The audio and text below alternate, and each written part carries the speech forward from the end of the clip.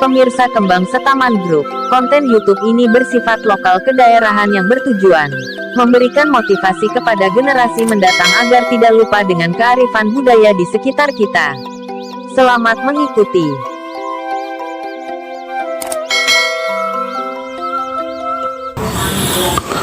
Assalamualaikum warahmatullahi wabarakatuh. Pemirsa Kembang Setaman Group, selamat berjumpa kembali dengan kami. Dan untuk kali ini pemirsa, kami berada di kawasan wilayah Desa Ngerojo. Desa Ngerojo adalah merupakan salah satu desa di wilayah Kecamatan Bangilan, Kabupaten Tuban. Dan letak Desa Ngerojo ini ada di sebelah selatan ya, Bangilan. Nah pemirsa, untuk kesempatan hari ini kami ingin mengungkap sejarah atau mengungkap cerita rakyat tentang asal-usul Desa Ngerojo. Untuk mengawali cerita ini pemirsa, kami terlebih dahulu berada di Desa Taunan. Dan Taunan ini adalah merupakan sebuah perdukuhan ya, perdukuhan wilayah dari Desa Ngerojo, tempatnya di sebelah selatan Desa Ngerojo. Nah, di wilayah Taunan ini pemirsa, konon dahulu kala diceritakan bahwasannya hiduplah seorang keluarga ya, seorang keluarga dengan mata pencarian mencari ikan, mencari ikan untuk memenuhi kebutuhan hidupnya sehari-harinya. Nah, dalam suatu saat pemirsa, sang pencari ikan itu didatangi oleh seorang pengembara dengan maksud ingin bertanya kepada sang pencari ikan itu. Maka sang pengembara itu akhirnya bertanya kepada sang pencari ikan tersebut, "Mbah, jenengan teng mriki niku pun pinten taun, Mbah?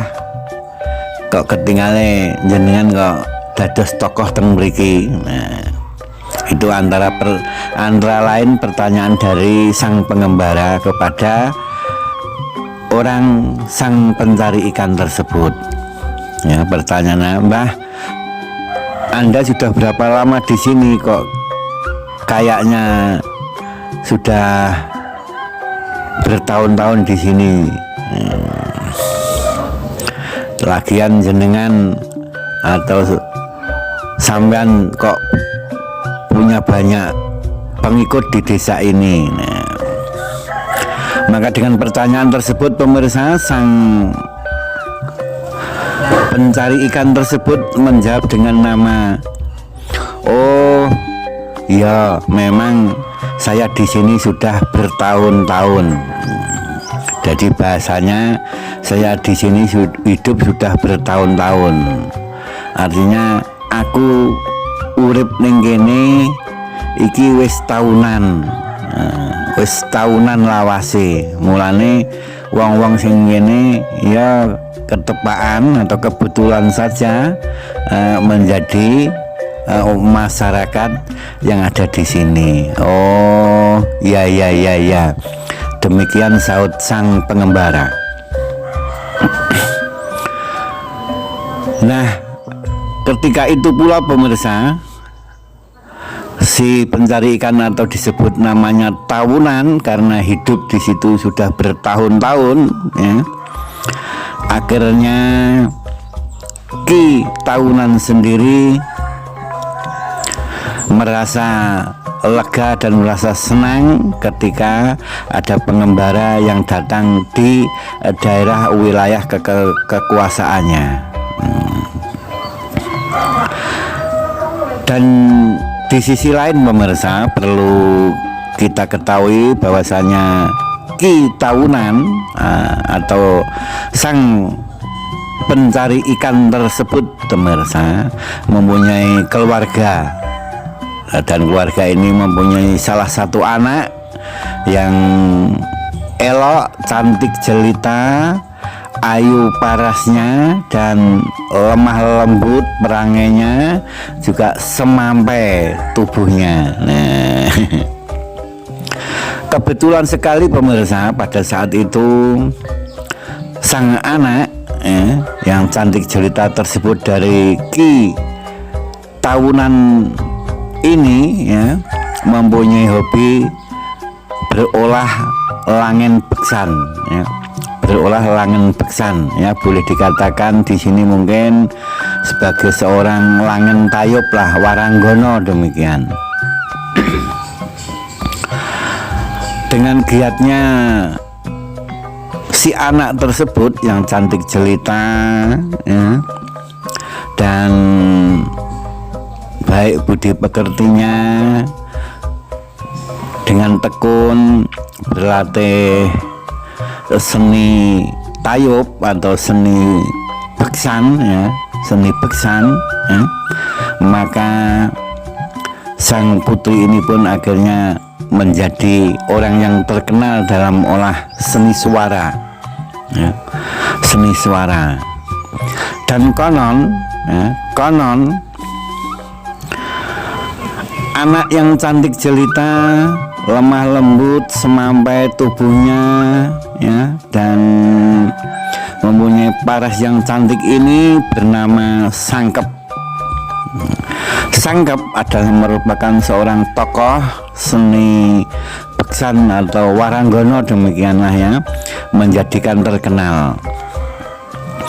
Sehingga dengan keterkenalan dari Ki Sangkep atau Nyi Sangkep tersebut, akhirnya Nyi Sangkep pun memutuskan untuk beralih domisili, untuk hijrah lah demikian, untuk beralih mencari tempat yang sekiranya mudah dijangkau oleh masyarakat, karena dirasa di tahunan ini merasa agak terpinggir, sehingga Ki Sangkep pun pindah dari wilayah Ki Tahunan ke wilayah yang baru ditempatinya, yaitu tepatnya di dekat perkotaan lah demikian, di dekat perkotaan. Dan rumah atau peninggalan dari Ki Tahunan ini masih bisa kita lihat, yaitu berupa sumur kijing pemirsa. Nah, ini bentuk sumur kijingnya yang sekarang dibangun oleh masyarakat menjadi sumur jubin, Dulu ini adalah kijing, sumur yang berdinding kayu, berdinding kayu. Sekarang ini karena kayu sudah begitu agak langka, sehingga diganti oleh masyarakat menjadi sumur ubin lah demikian, dikasih beton sekelilingnya, dan sumur ini tidak pernah habis atau tidak pernah kering, walaupun saat kemarau melanda. Inilah rumah dan peninggalan dari Ki Tahunan. Ini ada pohon yang besar sekali yang mungkin sudah juga ratusan tahun, pohon yang ada di depan rumahnya ini.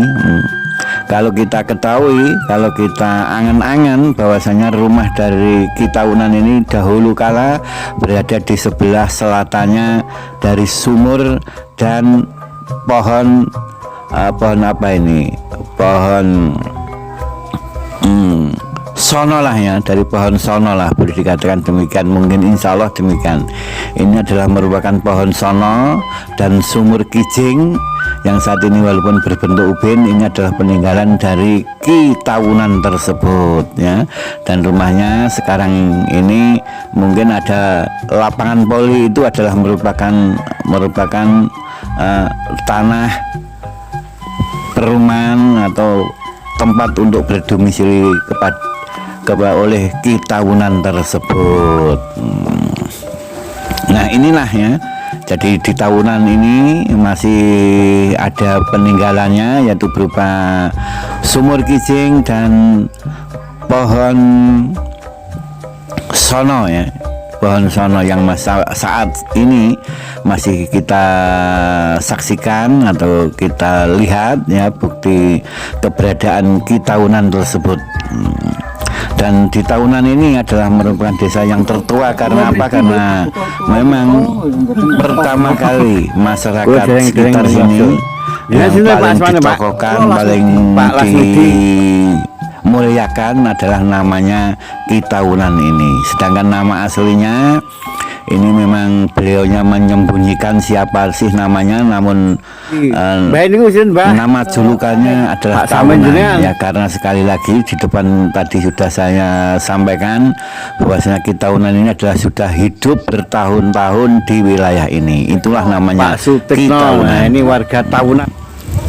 Oke pemirsa, demikianlah sekilas dari cerita Ki Tahunan sebagai seorang pencari ikan yang hidupnya untuk menyambung hidup ya, menyambung hidup dengan keluarga, dengan anak yang cantik jelita namanya Ki Sangkep. Dan selanjutnya pemirsa, kami akan menuju ke makam Mbah Sangkep yang ada di Ngerojo. Nah, makam Mbah Sangkep, nah inilah makamnya pemirsa. Makam Mbah Sangkep ini sudah tua sekali, juga ratusan tahun, dan makamnya tepatnya di tengah-tengah makam ini ditumbuhi pohon yang tinggi sekali. Ya mungkin bentuknya hampir sama ya pohon ini dari yang ada di Tahunan, dari sang bapaknya. Jadi masyarakat di sini mengatakan ada yang namanya asem londo, ada yang namanya ya, kalau saya ya mungkin hampir seperti di Tahunan ini, sono lah, melihat daun-daunnya demikian. Ini adalah pohon sono. Dan perlu diketahui juga pula pemirsa bahwasanya makam Mbah Sangkep ini adalah merupakan gundukan tanah yang berupa pundung besar ya. Jadi makamnya ini dulu ya berbentuk biasa pemakaman, namun lambat laun ya karena terkenalnya dari Mbah Sangkep ini sehingga makamnya ini menjadi rumah dari apa ini ya, pundung lah, menjadi pundung demikian, menjadi pundung yang besar. Dan di tengah-tengah makam ini ada pohon sononya, dan batu nisannya pemirsa ini masih ada, ini memantap di samping ini ya, menancap di samping pohon ini. Ini adalah batu nisan dari Mbah Sangkep. Dan Mbah Sangkep ini adalah merupakan tokoh yang ada di desa sini. Nah, Mbah Sangkep selain sebagai seorang ahli dari seni beksan atau seni waranggono ya, Mbah Sangkep di sini di desa ini lebih terkenal daripada di tempat asalnya ya, karena ini dijangkau oleh masyarakat yang lain, mungkin lebih mudah dan lebih enak lah ya, untuk berkunjung ke rumah Mbah Sangkep ini, sehingga Mbah Sangkep ini menjadi seorang yang terkenal sekali ya. Jadi setiap masyarakat di sekitar kawasan sini ya, apabila mempunyai hajatan selalu mengundang Mbah Sangkep untuk melakukan seni beksan ini. Seni beksan ini. Nah, karena Mbah Sangkep ini sangat terkenal pemirsa, sehingga Mbah Sangkep ini mempunyai kekuasaan, baik ini secara wibawa, secara aura, secara kebijaksanaannya. Mbah Sangkep ini mempunyai kekuasaan yang berlebih dari orang-orang lainnya ya. Jadi masalah administrasi, masalah pemerintahan, masalah kalau mungkin zaman sekarang demikian ya. Jadi masalah pemerintahan, masalah apa sajalah ya, ini orang-orang di sekitar sini mempercayakan kepada Mbah Sangkep ini. Sehingga dengan demikian pemirsa, karena kedudukan dan kewibawaan Mbah Sangkep inilah ya, Mbah Sangkep ini seakan-akan menjadi seorang raja di wilayah situ, menjadi seorang raja demikian. Walaupun bukan raja, walaupun tokoh dari waranggono atau tokoh dari kesenian ulah seni beksan tersebut pemirsa. Namun karena terkenalnya Mbah Sangkep ini, sehingga Mbah Sangkep ini menjadi orang yang terkenal dan pengaruhnya ini melebihi seorang raja. Jadi segala sesuatu urusan masyarakat sekitar diserahkan kepada Mbah Sangkep ini. Dan di sisi lain pemirsa, saya di makam Mbah Sangkep ini ditemani oleh Bapak Sugimin dan Bapak Supri ini ya, yang telah menunjukkan kami bahwa letak makam dari Mbah Sangkep ini. Nah, kembali lagi karena Mbah Sangkep mempunyai kekuasaan yang berlebih melebihi yang lain ya, melebihi kekuasaan raja, sehingga Mbah Sangkep seakan-akan seperti seorang raja. Seorang raja, bahasa Jawanya Mbah Sangkep di desa ini koyok-koyoke ngerajani ya, ngerajani. Jadi kekuasaannya baik secara finansialnya, secara pengaruhnya, wibawanya ini Mbah Sangkep melebihi dari seorang raja, sehingga Mbah Sangkep mempunyai julukan ngerajani, sehingga seperti rojo demikian. Maka oleh sebab itu pemirsa, sehingga masyarakat sekitar menamakan dirinya bahwa desa yang ditempati oleh Mbah Sangkep ini disebut desa Ngerojo. Nah, sekali lagi Ngerojo. Ngerojo karena Mbah Sangkep ini sebagai seorang tokoh seni olah seni beksan atau olah seni waranggono tersebut ya, sehingga Mbah Sangkep yang mempunyai kewibawaan, ketenaran dan lain sebagainya ini, seakan-akan Mbah Sangkep ini menjadi raja di desa ini, dan daerahnya pun juga disebut desa Ngerojo. Ngerojo. Oke, demikian pemirsa sekilas informasi cerita kami dari masyarakat tentang asal usul Desa Ngerojo, di mana Desa Ngerojo diawali oleh seorang Ki Taunan ya, pencari ikan untuk menghidupi keluarganya dan mempunyai anak namanya Sangkep, dan Sangkep menjadi tokoh waranggono, tokoh olah seni beksan ya, tokoh olah seni suara yang cukup terkenal sekali. Akhirnya Mbah Sangkep ini pindah di suatu tempat yang strategis ya, yang bisa mudah dijangkau oleh masyarakat luar yang lain, sehingga tempat yang ditempati Mbah Sangkep ini disebut Ngerojo. Ngerojo. Semoga informasi ini menjadi wawasan kita, tambahan pengetahuan dan wawasan kita. Apabila ada kesalahan, kekurangan, kami Kemasangan Grup mohon dimaaf. Dan Mbah Sangkep sekali lagi pemirsa, banyak para waranggono ini ya, dahulu memang bertapanya atau memang ritualnya itu di tempat Mbah Sangkep ini, di tempat Mbah Sangkep ini, sehingga dulu orang-orang sekitar Ngerojo ini banyak orang yang menjadi ledek lah demikian, atau orang yang menjadi sindir demikian, orang-orang sekitar Ngerojo sini ya.